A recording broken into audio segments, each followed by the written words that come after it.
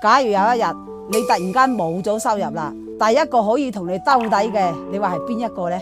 唔係朋友圈嘅熱鬧，亦都唔係桌上面嘅朋友，更唔係曾經同你講過嘅我養你嗰個人。真正係喺你最艱辛嘅時候可以拖住你嘅，永遠只有3樣嘅嘢。你銀行戶口裏邊有幾多個數字？你食飯嘅本事，仲有呢，你永遠唔服氣嘅骨氣。女人呢，呢一輩子最穩健嘅投資呢，就係投資自己。你認為嫁得好就一世無憂，等你冇錢嘅時候啊，你就知道老公係可以走佬嘅。